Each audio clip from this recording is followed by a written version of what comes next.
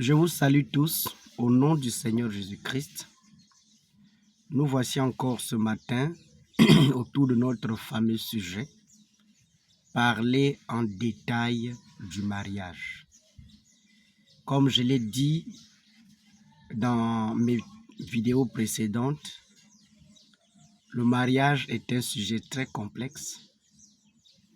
Plusieurs veulent se marier, plusieurs qui sont mariés veulent divorcer et s'entraîne beaucoup de réflexions autour de l'humanité, autour des gens, autour des femmes. Chacun de nous ne doit pas avoir les bras croisés. Nous devons mettre la main dans la pâte pour que chacun de nous apporte la petite connaissance qu'il a vis-à-vis de cette question qui paraît aujourd'hui délicate.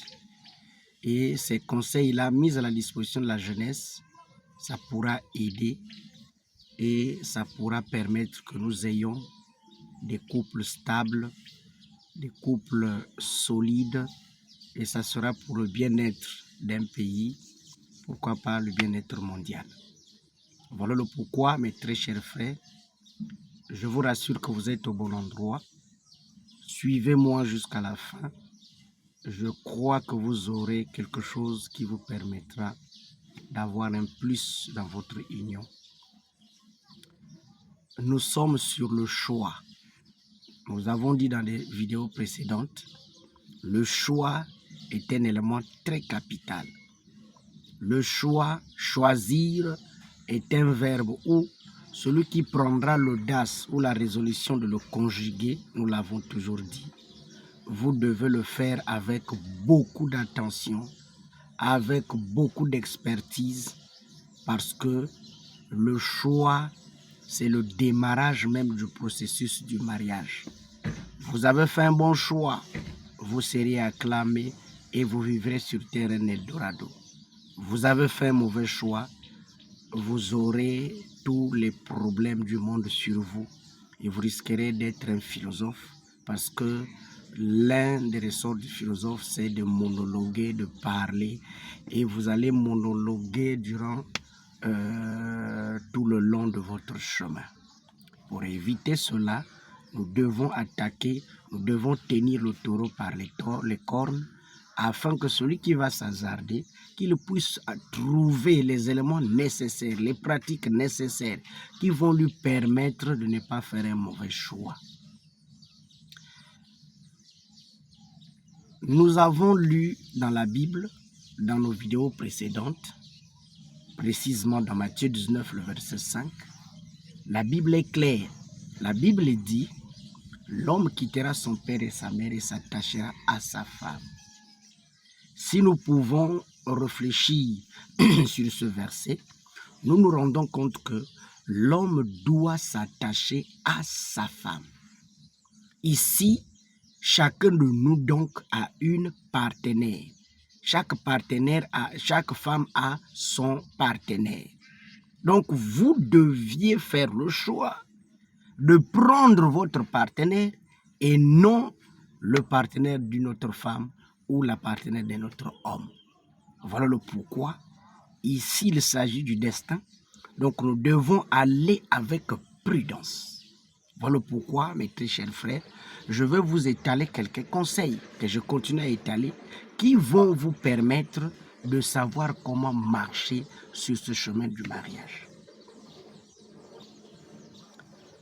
La femme doit choisir, tout comme l'homme. L'homme commence et la femme approuve le choix de l'homme. Maintenant, aujourd'hui, nous allons scinder le choix en deux. Nous allons d'abord prendre la question de l'homme et ensuite nous reviendrons sur la femme. Qu'est-ce qu'un homme doit faire pour que celui-ci ne puisse pas manquer son choix? Qu'est-ce que l'homme doit faire pour que l'homme puisse réaliser un bon choix? Très souvent, nous parlons, nous enseignons, mais nous ne donnons pas trop à l'homme les armes nécessaires qui lui permettront de surmonter son adversaire. C'est là où je veux plus m'appesantir que ce que toi, tu feras pour que tu puisses avoir une femme idéale qui va être soumise, une femme qui sera exemplaire, une femme qui va te respecter, une femme qui va respecter tes cadets, une femme qui va respecter tes parents, une femme qui va respecter tes amis, une femme qui saura comment marcher. Cette femme-là doit avoir une base. Et c'est sur cette base-là que tu dois ériger ta foi en elle. Vous voulez acheter un habit au marché? Oui. Mais vous allez acheter l'habit ou vous allez acheter la chaussure par rapport au bienfait que cette chaussure a accordé à un voisin, à un frère ou à quelqu'un que vous connaissez. Si la personne témoigne que cette chaussure ici, je l'ai achetée voici 10 ans, elle ne change pas, elle ne s'effrite pas, oh vraiment cette chaussure est exceptionnelle. Toi tu iras acheter la même chaussure parce qu'il y a un témoignage.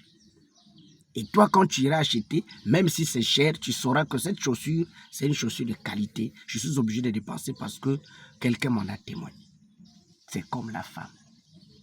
Insensé serait celui qui ira faire un choix sans pourtant avoir un témoignage à propos de cette dame.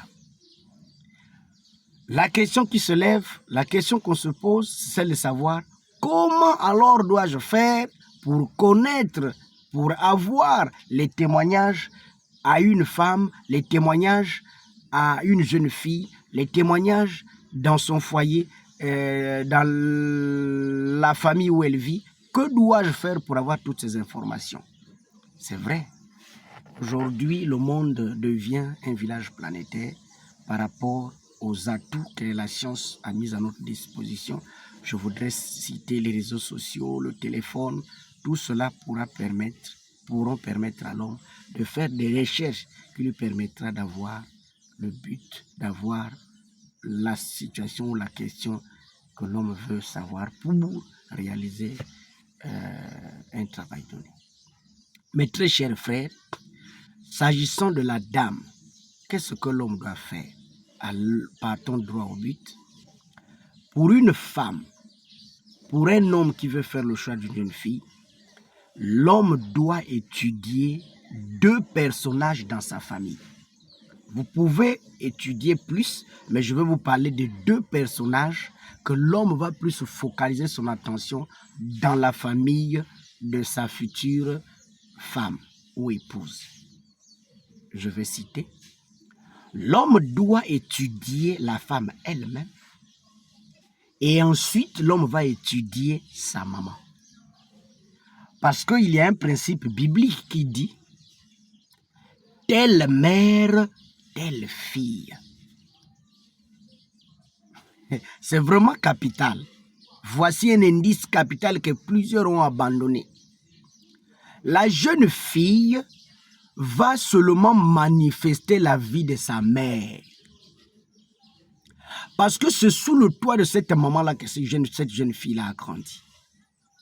Vous remarquerez que les 95 repas que la femme viendra te préparer chez toi une fois si vous êtes ensemble, ce sont les mêmes repas que maman a eu à préparer son père. Parce que toutefois, quand elle est à la cuisine, elle voit comment sa maman prépare. Avant de préparer un mets, vous devez d'abord assister comment ce mets-là est préparé. Mais elle assiste comment sa maman fait la cuisine. Ça veut dire qu'elle aussi, à son tour, elle va préparer comme sa maman. Pourquoi étudier sa maman? Le seul couple que la jeune fille va beaucoup côtoyer, c'est son père et sa mère. S'ils se chamaillent, s'ils ont des antécédents bizarres, l'enfant voit. Et laissez-moi vous dire que ce que nous voyons nous enseigne plus que plusieurs enseignements. Donc l'homme ici a intérêt de jeter un coup d'œil à la vie de la mère de celle qui sera sa future épouse. Cette dame-là, ta future belle-mère, est-ce que durant toute sa vie, elle a eu combien d'hommes? Si elle a eu 7 hommes, si elle a eu 7 enfants avec 7 hommes différents, mon très cher frère, je te parie, et je le dis sur base de la Bible, toi aussi ta femme ne va pas mettre du temps. Parce que sa maman a enfanté 7 enfants avec 7 hommes différents. Vous savez ce que cette jeune fille-là verra? Dans son relief de croissance, ce n'est que des palabres, ce n'est que des différents, parce que les enfants engendrés avec des papas différents, très souvent, il n'y a pas la cohésion. Je ne dis pas toutes les familles, mais la majorité, nous observons qu'il n'y a pas de cohésion, c'est des toutottirnements sur l'héritage, sur ceci, et ainsi de suite. Et voilà le relève qui accompagne ta femme. Et en ce moment-là, je ne dis pas que toutes les femmes issues de telles familles sont des mauvaises femmes, mais la majorité, je le dis par expérience, ne me tirez pas dans un sens qui n'est pas peut-être idéal, mais je le dis sur base d'expérience. Donc, mes très chers frères, nous avons intérêt à regarder avec beaucoup d'attention la maman. Si la maman a été mariée à un âge très idéal, voici 15 ans, 20 ans, elle vit sous le toit de son mari, une maman obéissante, une maman soumise. Je vous rassure avec certitude que vous aurez aussi une jeune fille soumise, vous aurez aussi une épouse issue de cette famille qui sera soumise.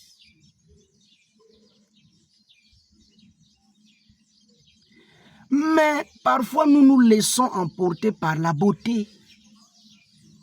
Chose parfois après, quand ça dégénère, on est obligé de rejeter.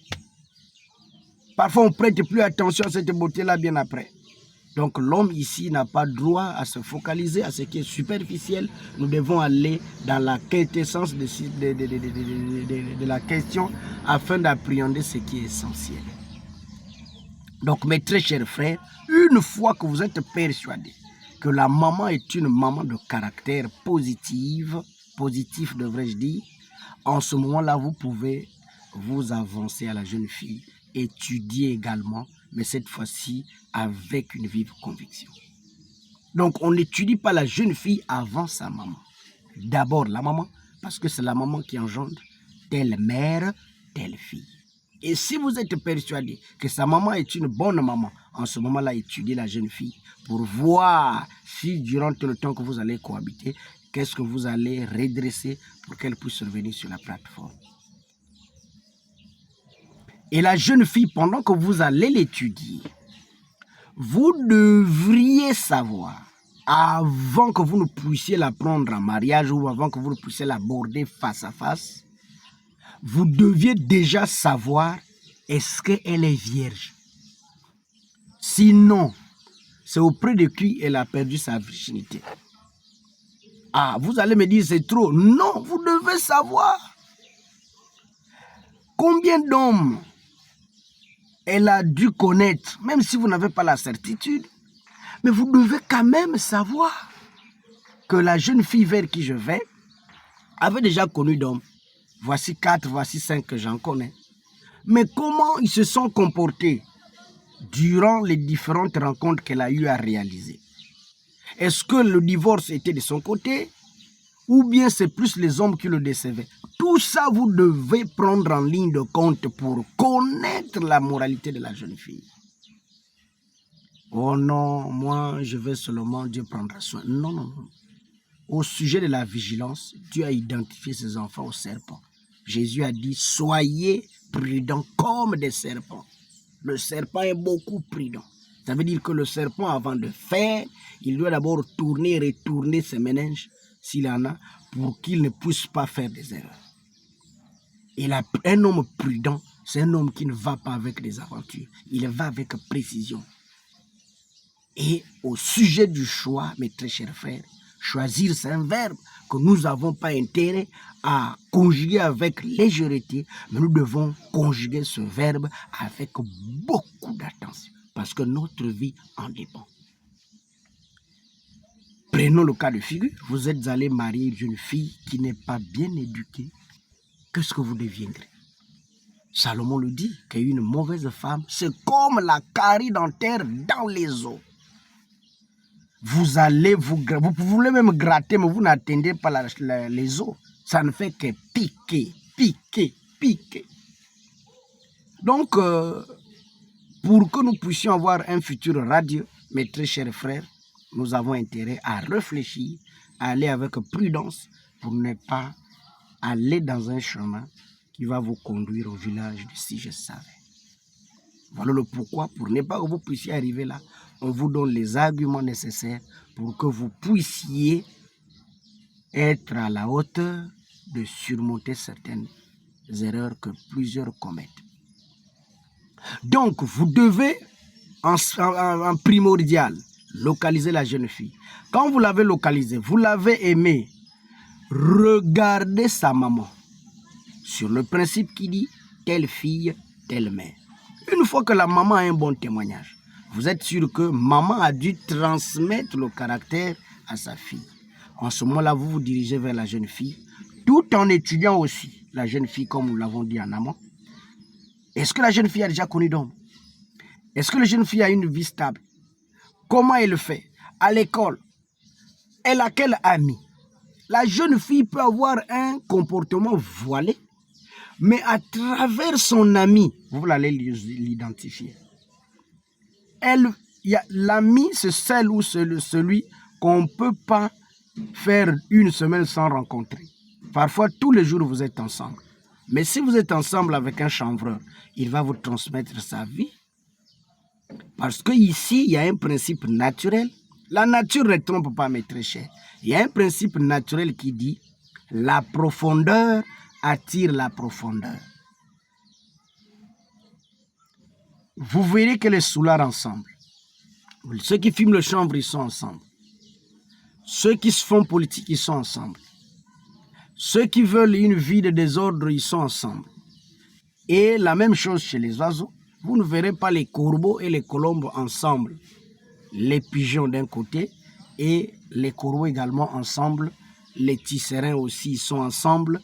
Les oiseaux d'un même plumage doivent s'envoler ensemble. Mais si votre femme, votre future épouse, est toujours en contact avec une jeune fille désorientée, toutefois dans des boîtes de nuit, toutefois dans des débits de boissons, toutefois avec des hommes, et c'est l'ami intime de votre future épouse, posez-vous 2-3 questions. Qui est-ce qui les relie? Parce que vous n'avez pas pu voir ce caractère-là dans votre future épouse, mais vous pouvez voir ce qu'elle enferme discrètement à travers l'une de ses concubines, de ses amis. Donc, nous avons intérêt à savoir. D'autres vont parfois épouser une femme sans connaître même son ami intime. Ce serait insensé. Parce qu'à travers l'ami, tu peux savoir la nature de ta future épouse. Donc, ce que nous pouvons retenir ce matin, c'est que l'homme qui s'hasarde à faire un choix, l'homme doit d'abord connaître la maman de sa future épouse. Pourquoi? Nous avons dit, parce que telle mère, telle fille, telle mère. Non seulement ça, l'homme doit maintenant étudier la dame. Dans sa vie sexuelle, permettez-moi le mot, il se peut que mon auditoire est cosmopolite, mais ne me prenez pas rigueur, je suis en train d'enseigner, c'est vraiment capital. On est obligé de pointer, de mettre les points sur les i, d'appeler chat par chat et chien par chien. Donc, vous allez remarquer que chacun, vous devez étudier la jeune fille tout en regardant avec détail qu'est-ce que cette jeune fille-là est, son ami, ses antécédents, sa vie quotidienne. Mais pendant que tout cela se fait, l'homme n'a pas le droit de connaître sa future partenaire. Vous n'aviez pas le droit, s'il vous plaît. Parce que vous avez faim, vous allez dans une forêt, vous êtes égaré, vous avez faim, voici 2 jours que vous ne mangez pas. Vous fouillez ce qu'il faut pour manger, perdu dans la forêt. Vous arrivez, c'est une petite baraque bien érigée et un plat de nourriture abandonné dans la cour. Un homme normal, malgré que vous avez faim, vous n'avez pas le droit de manger ce repas-là. Vous devez d'abord chercher à qui appartient ce repas, même si j'ai faim.